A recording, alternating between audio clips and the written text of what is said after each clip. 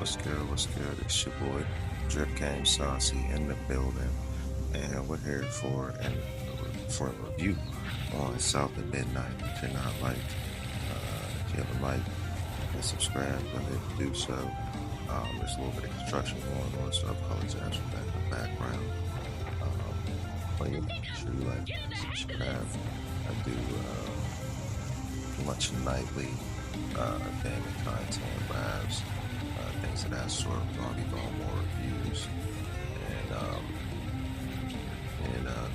some unboxing stuff like that. You know, slow motion, but we making it.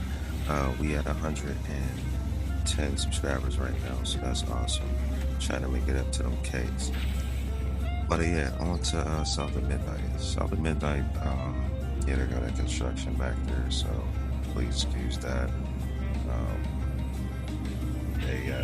They started getting busy out of nowhere, but it's a good game. I think it did with a game should set out to do, this type of game, give a good story, take you along, you know what I mean, a journey, hand holding, very linear, a little bit of stuff that off the beaten path to go search and find. Didn't really give me too much incentive to do so outside of leveling up some moves and whatnot, which are useful because the combat, unfortunately, is more of a miss. I mean, for some people it might be a hit, but for me it was a miss. It looked pretty decent, like the game is gorgeous. Like, look at this. This is some footage of me playing live. Now, this is ultra settings, and like I said, HDR, but this is live, so this is, compressed by YouTube, and it still looks like beautiful. It's just a beautiful bit. Art direction. This was really dope. I really was feeling that. Something else from the trailer. As far as, What's Papa got to say like I about said, this? the combat, could have went for less of it. If they wasn't gonna put in work to make the combat like fun, you know what I mean, and engaging. It seemed more like a chore than Always bring else. a first aid kit. So the game could have Wish I didn't went have with to. either a combat overhaul These kids or need more than a band-aid just less can combat fix. altogether. Maybe Something's just gotta when it change. was necessary.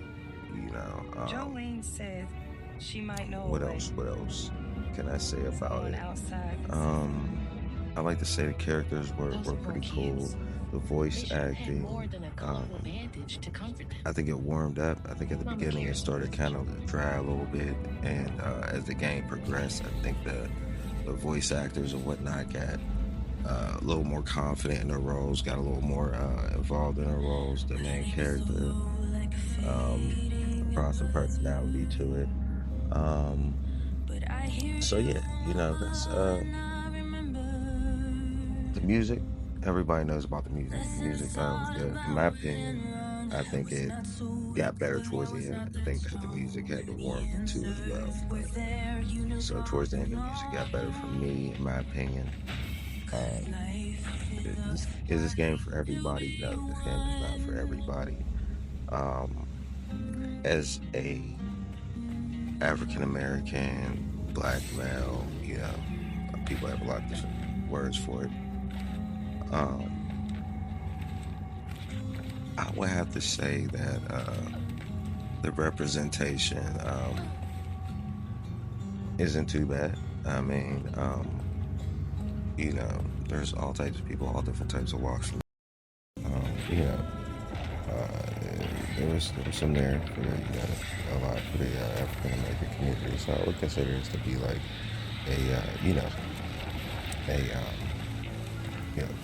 African American culture game to a degree. So yeah, pretty cool. Protagonist was cool with me. There was some character growth that went on there, which I think is always important for these kind of games. like especially when narratives are like this. So yeah, I appreciate it. It's a good game. So on to Maybe that would be things a way I outside could of do the trick. combat that could have used help. So I think it could have used more platforming. I think the platforming was interesting. Some of the puzzles was pretty interesting. I think they could have leaned a little more into that, and the game would have been a whole lot better. Versus trying to add more combat and chase sets. Those, I think those are kind of a little bit of a cop out, but it was cool nonetheless. Like I think it all really kind of worked, for the game, especially as being like a double A game and whatnot. And I think at this point nowadays,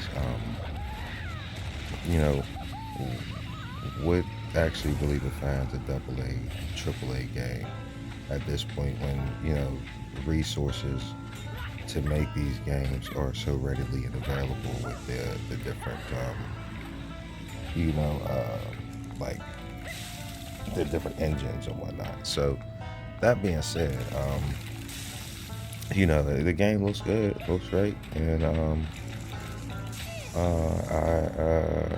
it does have some issues with some jankness, button presses not working, inputs, things like that. I don't know if that was just my system or if other people went through it, but I had things like that.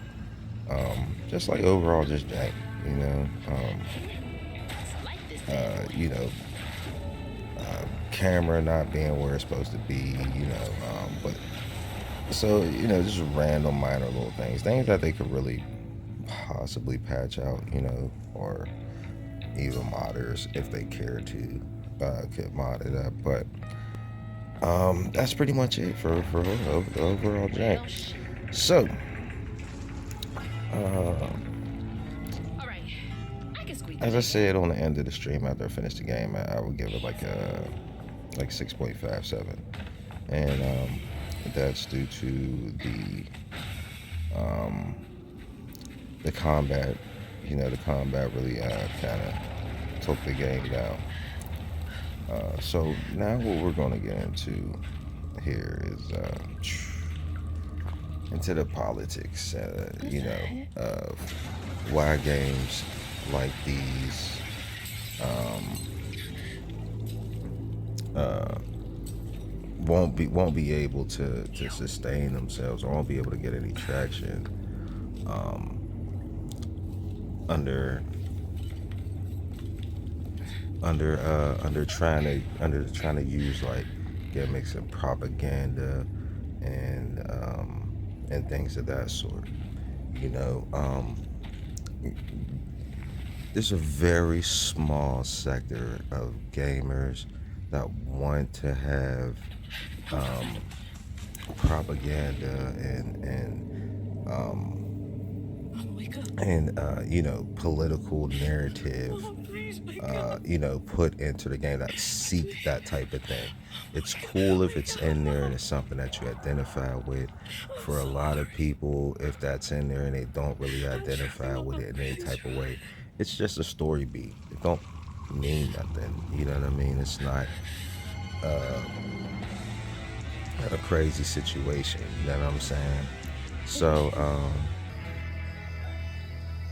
and that being said, to kind of build a whole game around certain narratives and things like that is going to work for some games, and it's not. But I don't think people need to like consulting firms and things like that need to make it that is a necessity that these things have to be touched on in every game. So, uh, Sweet Baby Inc., from what I heard, had a lot to do with this particular title.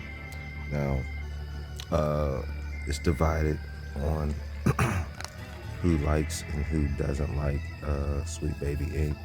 Um, the people that they claim to represent obviously enjoy their input in what they do, and then the people who feel like that's not needed in the games that they play obviously do not like them. So I look at it this way. All right, there's going to be games that Sweet Baby Inc. would be great for. This game, there were some things in there that I'll bring up later on, but they were, you don't have to pay attention to them if you don't want to. If you're not a thinker like that, on those type of terms, you don't have to think on that level. You know what I mean? You can just kind of rock out with it. So that being said, for this game, it worked. Um, and I think that on the terms of Sweet Baby and that not even their game should be able to be around, because someone can look at this and pull out a whole lot of different things if they choose to do so, which I'm going to a little bit, and it's not necessarily how I think per se, but it's just bringing out that there are different perspectives on things, and that's why there needs to be a wide variety of games that come out. And if someone feels underrepresented in said games, a variety of games, then that means that you or somebody else needs to bring a game, you know what I mean, into fruition that touches on that. You don't go and modify the games that are already there, already loved and successful, in order to do that, that already has fans and people invested. And that just sounds like a recipe for disaster. You know what I mean? You I'm about to go get into that. So that being said, let's get into what Sweet Baby Inc. seems to do in a lot of cases. So what they seem to do in a lot of cases, from what I've seen, is look at a game or a franchise and say, hey, it's not inclusive in these type of ways. It's not inclusive in that type of ways. This is not representing women in a great light. This is not representing black people in a great light. It doesn't include trans. It doesn't include non-binary. Things of that sort. You know, they pretty much are say things that people probably wouldn't want to touch on in a lot of cases. They'll bring it to their attention and have them put it in their games. I thought maybe you got to it. Now, I believe the same team that came against Sweet Baby, it came against Wukong and Stellar Blade. Something big as a tray. So we're going to pause it right here real quick. So, this is just off my YouTube, and it's a little bit of footage there. So if you see, it's probably not going to show it because, all right. If you can see, this is a character from the from the game, and her name, as you can see in the subtitles, is Jolene. Okay, so Jolene, as you can see, I mean, what people would say yams. All right, that people would say yams. I mean, all right. So granted, not the case. Video game, blah blah blah, whatever. But that's what people would say. People would say yams right there, right? So that was what Sweet Baby Inc. and a lot of, these consultant firms that was on that was upset with Stellar Blade because Stellar Blade had the yams.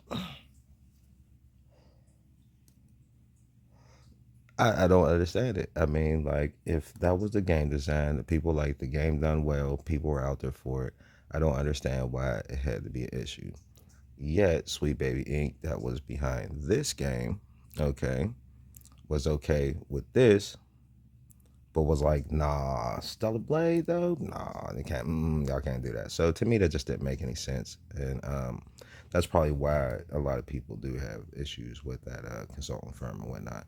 But moving on, that just happened to, oops. So, Sweet Baby Inc., that's what they do. They came at Wukong and Stellar Blade because they did not want to use their services. They're foreign developers and and game makers, and they don't they didn't want that type of input. They wanted to bring their games the way that they made their games, which they're entitled to. You know what I mean? If it bombs, that's on them. So from the looks of it, it seems like since they didn't choose to take their offer to help consult on their game, they decided that they would pretty much boycott the game. Say the game is, not for inclusion, not for DEI, not for, all of these different things. They're male chauvinists, they're degrade women, so on and so forth. And someone could look at this game if they wanted to, and some people do. But I don't think they're looking that deep into it. I think they're just hating on the game because Sweet Baby Inc. Because Sweet Baby Inc. hated on these good games like Wukong and like Stellar Blade and whatnot. But someone could look at this and say all types of things. I mean, you could say, why couldn't a young lady be smart instead of athletic? You know what I mean? It's because she's black. Why couldn't she just be fully black? Why did she have to be mixed? There's a lot of different things. Where was the strong black male in her life? Why is the black male always gone? And why was the father in this situation the absent father, but he was white and he died? It was why he's not there, nothing other than that. So there's a lot of things that you could say they try to put real stories and hard-hitting narratives in there, but could still be considered to be uninclusive if you look at it from a certain perspective. Perspective is everything. Yeah. And that I think is something that is falling on deaf ears. I think on both sides, on the people who are for Sweet Baby Inc. and the people who are not for Sweet Baby Inc.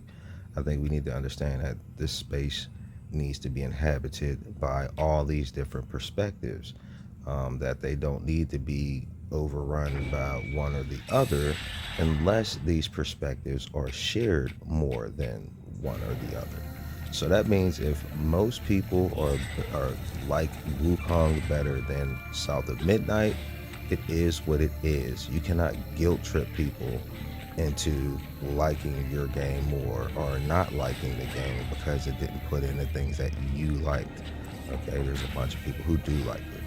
So, and the same thing for this game. You can't just hate this game and say it's a terrible game unequivocally because it's not your type of game. Yeah, I think that a game like this should exist, and I'm glad that it did. I had a pretty decent time playing the game, Wukong had a great time playing that game. That game was one of the best games I ever played in my life. I'm actually going to go back to it here. I got a whole stream through the whole game, all the secret bosses, well put together game, fun, fighting was magnificent, chef's kiss, it was great. Stellar Blade hasn't come to PC yet, but as soon as it does, I'm on it. So I don't think that we need to start splitting things up to where you're a Sweet Baby Inc. supporter or you're not, or you're down with DEI or you're not. I think that if DEI itself is accepting everything for what it is to a certain point, accepting, you don't have to agree with it. It doesn't have to be your game. You don't have to like it. You know what I mean? But you respect that it has an audience. You get what I'm saying? So, as far as this game, no, it's not for everybody. This is going to be a game that you can easily see is targeted for minorities, female minorities. If you look at everything in the game, that's all that's relatable to a young lady who's living at home with a single mother, absent father. You know what I'm saying? Southern roots. Music as a big hit factor, which is in a lot of games, but specific music, along with the tone of the game, the tone of, abuse, dealing with trauma. These are all your more feminine kind of takes on things. So I believe that in a lot of cases, and it's not always going to be the case, because not every woman relates to that. But there's going to be a lot of ladies who relate to the game who are going to like the game. There's going to be a lot of guys who, like myself, who either was raised by a single mother. My dad was there for a little bit, you know what I'm saying? But, shout out to that man, he cool. And, I was raised around women. I have sisters, people like that, you know what I mean, is going to be able to enjoy the game and get into it, versus your average person just playing the game. And then, there are obviously going to be, more people in a sense. But generally, I see that this is a game targeted for females and female minorities. And, it's in there. You can see it if you choose to look that way. But it's all ignorable, though. I mean, like, you don't have to be part of those demographics to enjoy the game at all. I feel like it keeps you involved. The narrative makes you want to see what's going on. I think it almost overstayed its welcome. I think the 14 chapters is good. I'd have been straight with like 8, 9. But 14 worked out. But yeah, we've been on for almost 20 minutes speaking on this game. And the politics behind it and whatnot. So this is one of my, I think my second review. I think the first one I did was on Cyberpunk when it first came out, day one. You can check that out. It's real deep in the files there. I got like 610 videos. So, but if you care to go check it out, you can do that if you want. That one I was on camera. We're gonna have another stream tonight, more than likely. Rebirth. I did re-download Grand Theft Auto, so I'm thinking about starting up an RP and seeing if I actually want to get G Theft 6 and see if there's going to be an RP with that and get on that early. I got Clear Obscure coming out, Expedition 33. That's going to be a banger. Gonna get on that. I do plan on running through Last of Us Part 2. We'll see that probably after Rebirth and Clear Obscure. And we have some more Final Fantasy stuff to do. I still got Final Fantasy 16 to beat. I got this one, Crisis Core. We got that on backlog. Horizon Forbidden West. So there's a bunch of games that we got on backlog and new games coming out. It seems like more than I can keep up with. But stay tuned. Make sure that you hit that like. Make sure you hit that subscribe. We're going to work on being on camera a little more, but hey, it is what it is. But keep supporting. Again, subscribe. Like. If you can, go and like as many videos as possible. We're trying to get, trying to double the subscribers right now. We got 110. Let's get to 220. Y'all be safe. We out.